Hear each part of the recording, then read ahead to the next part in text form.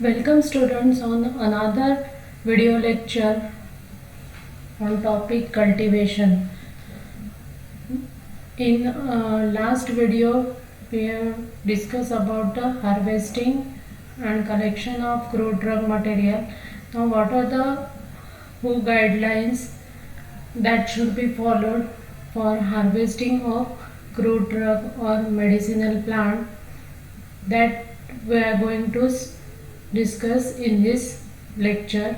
So stay tuned and watch this lecture. Medicinal plant herbal drug should be harvested when they are at the best possible quality for the purpose used. Means the medicinal plant, they are used for treatment of certain diseases, or they are used for particular therapeutic action. So the active constituent which is present in that medicinal plant or herbal drug that is giving that particular therapeutic effect, what is the concentration of that active constituent in particular stage of that plant, that should be considered while harvesting the herbal drug. So the concentration of active constituent is highest when present in medicinal plant. At that time harvesting of that medicinal plant is done, that will give the best quality of that particular product or particular medicinal plant, instead of it is giving large yield. Damaged plants or part plant need to be excluded. While collection and while harvesting of that medicinal plant, care should be taken that the damaged plant as well as the part of plant, damaged part of plant, that should be excluded. It should not come in the pure original drug. Medicinal plants, herbal drug should be harvested under the best possible condition, avoiding wet soil, dew, rain, exceptionally high humidity. So while harvesting of that medicinal plant, the care should be taken that the soil should not be wet at that time. Means it should be prevented during rainy season, or when there is high dew during winter season. Such conditions are avoided. Exceptionally high humidity, air humidity, that also should be avoided while collection of this medicinal plant, otherwise it will contaminate the product or contaminate the medicinal plant. For that reason it should be exceptionally avoided. If harvesting occurs in wet condition, possible adverse effect on medicinal plant herbal drug due to increased moisture level should be counteracted. So if the collection is done in wet condition, then there are more chances of contamination of that product, and to prevent that contamination, the moisture or humidity should be avoided. Cutting devices or harvester must be adjusted such that contamination from soil particle is reduced to minimum. So cutting devices and harvesters which are used for harvesting, they should be maintained properly, clean properly, so that they will not cause any contamination to the medicinal product. Harvested medicinal plant or herbal drug should not come into direct contact with the soil. It must be promptly collected and transported in dry and clean condition. If they are come in contact with soil, many times the microbes or microorganisms which are present in the soil, they will placed or stick to the plant material, and due to which it will contaminate the product. For that reason there should not be a direct contact with the soil, as well as it is after collection it is promptly transported to processing area where it will get dry and clean. During harvesting, care should be taken to ensure that no toxic weeds mixed with harvested medicinal plant or herbal drug. Weeds will not be mixed with the original or pure original drug or medicinal plant. during harvesting, that care should also be taken. All containers used during harvesting must be clean and free of contamination from previous harvest. If the same containers or same harvesting equipments or implements they are used for previous harvesting of another drug or another material, then it should be free from that contamination of previous harvest also. Otherwise the previous harvest drug will come in the next drug which is collected by same harvesting equipments and containers, and that will contaminate the original pure product. For that reason, that should be free from previous contamination or previous harvest. When containers are not in use, they must be kept in dry condition, free of pest, inaccessible mice, rodents and domestic animals. So if they are not in use, they should be free from pest and mice and rodents, so that they will not contaminates the container or damage the containers, and due to which the material which is placed in that container, it will also get contaminated. Mechanical damage, compacting of harvested medicinal plant, herbal drug, that would result in undesirable quality changes, and that must be avoided. Mechanical damage also should not be done during harvesting of medicinal plant. If the various equipments are used and if they will damage the material, then it will result into undesirable quality changes in the drug, and that should be avoided. Proper care should be taken that no mechanical damage, no machine will damage the product during its harvesting. Freshly harvested medicinal plant, herbal drug must be delivered as quickly as possible to the processing facility in order to prevent thermal degradation. So freshly harvested plant, they should be quickly delivered or transported to the processing facility to prevent thermal degradation or the degradation which is occurred due to presence of moisture. Harvested crop must be protected from pest, rodents and domestic animals, and pest control measures taken should be documented. So where the crop should be placed, that area should be pest control. It should free from pest, so that the collected material should not be contaminated by using pest and mice, and also by domestic animals. So all the precautions and measures, they are given by the WHO, World Health Organization, and that should be maintained or that should be followed during the harvesting of medicinal plant as well as its processing of medicinal plant, and proper documentation should be maintained of all the process according to the World Health Organization.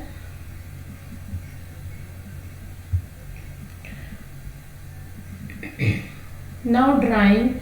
When medicinal plant materials are prepared for use in dry form, the moisture content of the material should be kept as low as possible in order to reduce damage from mold and other microbial infestation. So the plant material, medicinal plant material, if they are not dry, there are many chances of contamination due to microorganisms. So to prevent the microbial contamination, it should be in dry form, and as low as possible the moisture content should be present in the material or medicinal plant. And there are different dryers which are used for drying of this material. First one is in open air, shade from direct sunlight, shaded or from direct sunlight. The open air is used for drying of material. Some drugs or medicinal plants, they will if dried in direct sunlight, then there are chances of contamination of active constituent, or it will reduce the concentration of active constituent, and due to which some drugs after collection, they should not be exposed to direct sunlight, but they should be dry in sun but in the shade. so that it will not expose to direct sunlight and it will remain the concentration as well as quality of the product and concentration of active constituent. Placed in thin layer on drying frames, wire screen rooms or buildings.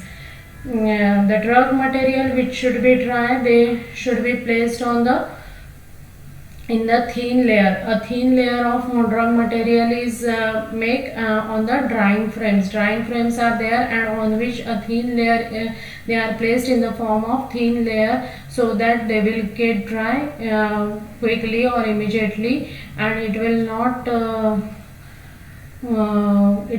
contaminate the product due to large amount of, if the large amount of product is placed on the frame, what will happen, the moisture will produce during drying, vapors are produced, and these vapors they will not remove immediately, and due to which they will contaminate the middle layer of the drug material. So thin layer should be there to prevent the damage of the material during drying.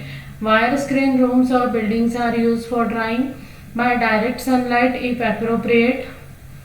Direct sunlight, those materials which will not contaminated or which will not degraded during exposure to direct sunlight, they can withstand the higher temperature of the sunlight. Such materials can be dried by direct sunlight method. Next one is in drying ovens, rooms or solar dryers are used. Ovens and rooms are used for drying of the material. Some materials they can be dry in rooms, in shade, and sometimes drying ovens are also used for those material which can withstand higher temperature. Such materials can be dried by using drying ovens. After that, solar dryers. Solar dryers in which solar energy is used for drying the material. The solar drying is of two types. First one is direct and second one is indirect type. When direct exposure to sun radiation, such drying is known as direct solar drying, and when hot air which is formed due to solar radiation is circulated through the material and which will dry the material, such drying is known as indirect drying. And for solar drying, the solar dryers are just hot rectangular boxes. That boxes are made up of brick or plywood or concrete. So these boxes are there, and these boxes they are made up of brick or concrete or plywood, and in that the material which is to be dried is placed, and that dryers are covered with double layer roof at the top. At the top there is double layer roof, and through that roof the sun radiations can easily pass, and when they pass through that roof inside the box, they will dry the material which is present inside the material. In that direct drying by direct sun radiations, and if indirect drying, in that case the sun radiation will produce the hot air, and that hot air is passed through that material, and now that hot air will dry the material. Such type of drying is done in case of solar dryers. So direct and indirect dryers are there, and they will dry the material through solar radiation. After that, next one is by indirect fire baking. Indirectly fire is applied to the material, and due to which the material get dry, that is the material get baked. After that, lyophilization. Lyophilization is a freeze drying process in which water is removed from the product after it is frozen. So the material which is to be dried, that is frozen, and that frozen material by application of freeze drying method, the material get frozen, and when the material get frozen, it is placed under the vacuum, and when the vacuum is applied to that frozen material, the frozen material, that means ice, is directly converted into the vapor without going to the liquid stage or liquid phase, and in this way the material will get dry by using lyophilization.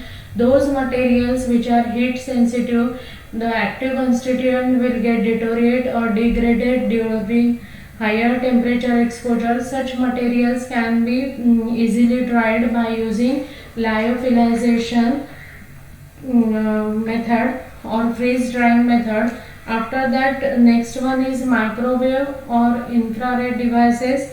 In case of microwave, the rate of drying is very high. Uniform drying can be takes place by using microwave drying, and microwaves are nowadays are available in houses also for various procedures of cooking, and after that it improve the quality of product also. So during microwave drying, vapors are generated in the material due to volumetric heating. Volumetric heating is there, and due to which the vapors are generated inside the material, and these vapors are forced to move outside due to pressure gradient, because now the heat is applied, volumetric heat is applied, and when the heat is applied to the material which is present in the microwave, what will happen, the vapors are generated inside the material. So the vapor pressure inside the material is more as compared to the outside pressure. So due to that pressure gradient, the water vapors are forced to move outside and the material get dried. But it will also prevent the shrinkage of material, because the material will the moisture will move outside, and the shrinkage of material is also prevented. So this type of drying is done by using microwave. After that, infrared drying, it uses energy from IR radiation. IR radiations are used for drying of the material. For example, the material which is placed, the energy or IR radiations are directly applied to that material, and it causes internal heating, and when it will cause internal heating, the heat in the form of water vapors, they will come forcefully come outside. So both microwave and infrared devices, they are used for heating of the material internally, and the vapors will come out. So such type of drying is known as drying with microwave and infrared devices. Vacuum drying. In case of vacuum drying, vacuum is applied for the drying process. It is a mass transfer operation in which moisture present in the substance that should be removed by application or by creating vacuum. So in this method, the material which is to be dried is placed in a enclosed container. The material which is to be dried is placed in a enclosed container, and that container is having a air vent, and by application of vacuum, the air pressure should be reduced with the vacuum pump is there, and by using that vacuum pump, vacuum is applied and the air should be removed from air vent, and vacuum is applied, and it will increase the water vapor pressure, and in this way the drying of material is done. So in case of vacuum drying, what will happen, the material is placed in an enclosed container, air should be removed from air vent, and vacuum is applied. When the vacuum is applied, the water vapors or whatever vapor pressure will increase, and it will get removed from the material, and the material get dried. Next one is spray dryer. In case of spray dryer, the material which is to be dried, that is generally in the form of paste, mist, or in the form of liquid, or semi-solid material is there, that material is passed in the hot chamber. The hot chamber is there, hot air which is circulated in the chamber. In that the material is passed in the form of spray. When it will sprinkle in the form of spray, the hot air will dry each and every particle, and the material which is after drying, the material which is obtained, that is in the form of powder. For example, papaya latex or pectins, all these are the materials. They are passed in the hot air chamber through the inlet in the form of spray, and when it will be sprinkled in the form of spray, each and every droplet get dry, and that will converted into the powdered form, and the powdered material is taken out from the outlet. Such type of drying is used for latex, and for example pectin is also dried by spray drying method. So these are the various techniques of drying, and according to the type of material and the property of the material, different methods are selected, whether it is heat sensitive or whether it can expose to direct sunlight, or whether it should be to prevent the active constituent, it should be dried in shade. According to the nature of the constituent which are present in the drug, and type and nature of the drug, the different techniques of drying are selected to maintain its potency, or to maintain the active constituent as it is without degradation during drying. So this is about the drying. If you like my video, please press the like button and subscribe my channel. We will meet in next lecture on this cultivation topic. Thank you.